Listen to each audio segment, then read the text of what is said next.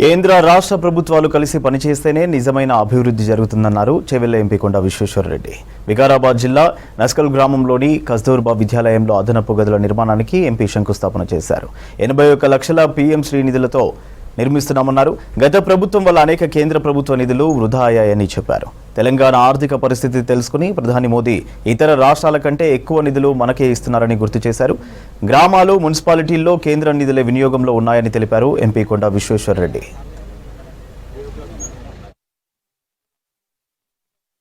81 లక్షలతోటి ఇంకో అంతస్తు కట్టిస్తుండ్రు.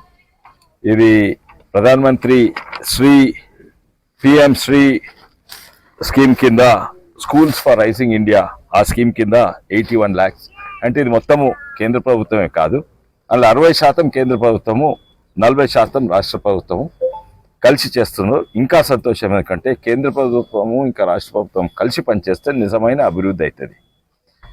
ఎన్నో నిధులు ఉన్నాయి. కేంద్ర ప్రభుత్వం 70% ఇస్తుంది, రాష్ట్ర ప్రభుత్వం 30% ఇస్తుంది. కానీ 30% ఇయ్యనందుకు ఆ 70% కూడా వృధా అయిపోయినాయి. ఇటువంటి వేలాది కోట్లు ఇంతకు ముందుల ప్రభుత్వం కిందనే. సంతోషం, ఈసారి కేంద్ర ప్రభుత్వం రాష్ట్ర ప్రభుత్వం కలిసి ఇటువంటి కార్యక్రమాలు చేస్తున్నాం, చాలా సంతోషం. ఈరోజు పార్టీలకు అతీతంగా, రాజకీయాలకు అతీతంగా మొత్తం భారతదేశం అభివృద్ధి కావాలంటే ప్రతి రాష్ట్రం అభివృద్ధి కావాలని కేంద్ర ప్రభుత్వం ముందుకు పోతుంది. అందుకే తెలంగాణ ఆర్థిక పరిస్థితి తెలుసు.